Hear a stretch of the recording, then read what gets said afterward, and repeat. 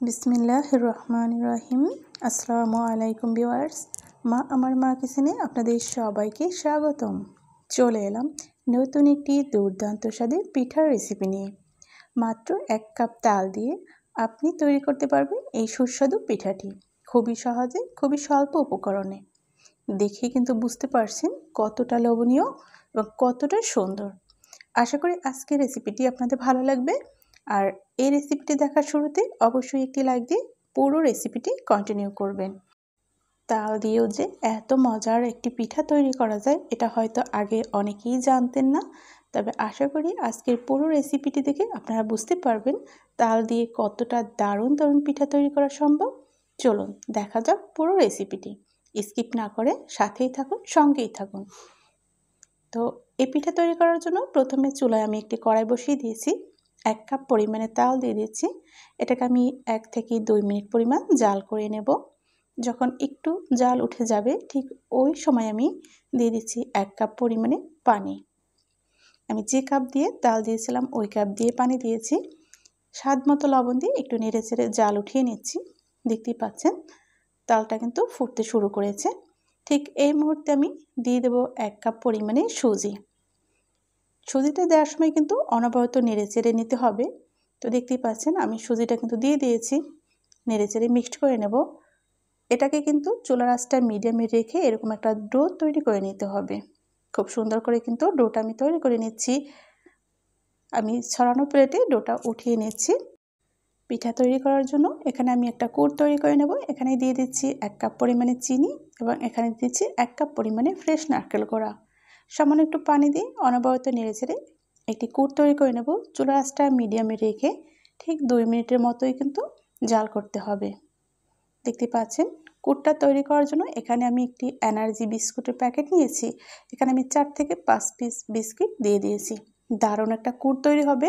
আর এই পিঠাটা খেতে কিন্তু অনেক অনেক বেশি মজা হবে। এটা ছোট বড় সকলেই খুব বেশি পছন্দ করে খাবে। তাল থাকতে থাকতেই একবার হলেও ট্রাই করবেন। কুটটা যখন তৈরি হয়ে গিয়েছে আমি উঠিয়ে নিয়ে এসেছি, দেখতে পাচ্ছেন। আমি এখন এটাকে খুব সুন্দর করে মথে একটি ডো তৈরি করে নিয়েছি। তো এখানে 1 চামচ পরিমাণে সয়াবিন তেল দিয়ে ডোটা তৈরি করে নিয়েছি। খুব সুন্দর করে মথে নিয়েছি। ডো থেকে আমি 4টা লেচি কেটে নিয়েছি। এখান থেকে আমি একটি লেচিকে খুব সুন্দর করে রুটির শেপ দিয়ে নেব। বাকি 3টা লেচি আমি তুলে নিয়েছি। সামান্য একটু আটা দিয়ে আমি কিন্তু খুব সুন্দর করে একটা রুটির শেপ দিয়ে নিয়েছি। অনেক বেশি পুরুত্ব হবে না আর খুব বেশি পাতলাও হবে না। এখন আমি যে কুটটা তৈরি করেছিলাম ওখান থেকে আমি 2 চামচ পরিমাণ কুট দিয়ে লম্বালম্বিভাবে চামচ দিয়ে কিন্তু একটু সেট করে নিয়েছি। এবার আমি হাত দিয়ে একটু চেপে চেপে সেট করে দিয়েছি। তো আমি কিন্তু রুটিটার একটা সাইড খুব সুন্দর করে ফোল্ড করে নিচ্ছি এবং হাত দিয়ে খুব সুন্দর করে চেপে চেপে এটাকে আমি সেট করে দিচ্ছি। দেখতে পাচ্ছেন এখানে আমি একটা পিৎজা কাটার নিয়েছি। তো আমি এটা থেকে খুব সুন্দর করে রাউন্ড শেপ দিয়ে কেটে নিচ্ছি।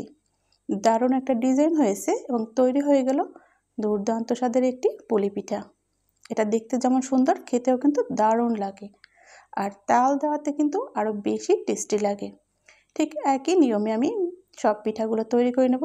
তো আপনাদের সুবিধার্থে আমি আরও 2টি পিঠা তৈরি করে আপনাদেরকে দেখিয়ে দিচ্ছি।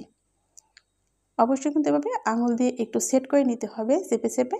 তারপরে এরকম পিৎজা কাটার দিয়ে কেটে নিলে কিন্তু দারুণ একটা ডিজাইন পড়ছে, দেখতেই পাচ্ছেন। চমৎকার কিন্তু এই পিঠাগুলো তৈরি হয়ে গেছে। ঠিক একই নিয়মে আমি সব পিঠাগুলো তৈরি করে নেব। আপনারা যারা ভিডিও দেখছেন কিন্তু লাইক দিচ্ছেন না, আশা করি আপনারা লাইক দিয়ে ভিডিওটি দেখবেন, কারণ আপনার একটি লাইক আমার ভিডিওর জন্য অনেক বেশি প্রয়োজনীয়। আমি সব পিঠাগুলো একটি প্লেটে তুলে নিচ্ছি। ঠিক এই একই পদ্ধতিতে সব পিঠাগুলো তৈরি করে নেব। যখন এরকম পিঠাগুলো সব তৈরি হয়ে যাবে ঠিক ওই মুহূর্তে আমি ভাজতে চলে যাব। তো চুলায় আমি একটি কড়াই বসিয়ে দিয়ে দিয়েছি পর্যাপ্ত পরিমাণে সয়াবিন তেল। যখন তেলটা একটু গরম হয়ে আসছে ঠিক ওই মুহূর্তে আমি একে একে সব পিঠাগুলো দিয়ে ভেজে নেব। প্রথম পর্যায়ে এখানে আমি 3 থেকে 4টি পিঠা দিয়েছি। আপনারা চেষ্টা করবেন অল্প অল্প পিঠা দিয়ে ভেজে নেওয়ার জন্য, তাহলে কিন্তু ফুলকো হবে এবং পিঠাগুলো অনেক বেশি মুসমুসে হবে। চুলার আঁচটা মিডিয়ামে রেখে এটাকে আমি 3 মিনিটের মতো ভেজে নিয়েছি। চুলার আঁচটা যদি আপনারা হাই হিটে দিয়ে এটা ভাজার চেষ্টা করেন তবে কিন্তু অনেক বেশি ফুলকো হবে না এবং দ্রুত একটা কালার চলে আসবে, মুসমুসে ভাবটা আসবে না। চুলার আঁচটা মিডিয়ামে রেখে ভেজে নিলে কিন্তু ক্রিস্পি একটা ভাব চলে আসবে, খেতে দুর্দান্ত লাগবে।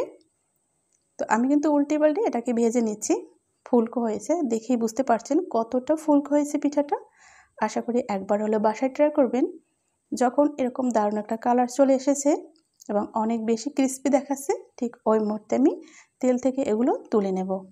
এটাকে অনেক বেশি কালার করার কোনো প্রয়োজন নেই। তো পিঠাগুলো কিন্তু নেড়েচেড়ে কিন্তু ভেজে নিয়েছি। এখন আমি এই সব পিঠাগুলোকে তেল ঝরিয়ে তুলে নিচ্ছি। ভিউয়ার্স, আশা করি আপনাদের ভালো লাগবে। তো আপনাদের সুন্দর একটি কমেন্টের মাধ্যমে মতামত জানাতে একদমই ভুল করবেন না। আর এই ভিডিওটি সবার মাঝে বেশি বেশি করে শেয়ার করে দিবেন। আমি কিন্তু প্রথম ব্যাচের এই পিঠাগুলো ভেজে তুলে নিয়েছি। দ্বিতীয় ব্যাচও কিন্তু আমি তেলের মধ্যে দিয়ে দিচ্ছি একে একে সব পিঠাগুলো। ভালো করে একটু নেড়েচেড়ে আমি কিন্তু এটাকে ভেজে নেব। ঠিক একইভাবে কিন্তু এই পিঠাগুলো ভেজে নেব। তো আমি উল্টিয়ে দিচ্ছি, দেখতেই পাচ্ছেন পিঠাগুলো কিন্তু ফুলতে শুরু করেছে। যখন এরকম একটা দারুণ কালার চলে আসবে এবং পিঠাটা যখন অনেক বেশি ফুলকো হয়েছে, দেখতেই পাচ্ছেন যে ক্রিস্পি হয়েছে। তো এখন আমি তেল ঝরিয়ে পিঠাগুলো একে একে তুলে নেব। তেল থেকে তেল ঝরিয়ে তুলে আপনাদেরকে ফাইনালি সার্ভ করে দেখিয়ে দেবো এটা কতটা সুন্দর হয়েছে। আপনারা চাইলে আমার চ্যানেলটি পুরো ভিজিট করে আসতে পারেন। দারুণ দারুণ রেসিপি দেওয়া রয়েছে, আশা করি ভালো লাগবে। আজ তবে এখানেই বিদায় নিচ্ছি। দেখা হবে আগামীতে নতুন কোনো রেসিপির সাথে ইনশাল্লাহ। সে পর্যন্ত সবাই ভালো থাকুন, সুস্থ থাকুন। আল্লাহ হাফিজ। আসসালামু আলাইকুম ওয়া রাহমাতুল্লাহি ওয়া বারাকাতুহু। যে যেখান থেকে আজকে ভিডিও দেখেছেন আপনাদেরকে অসংখ্য অসংখ্য ধন্যবাদ।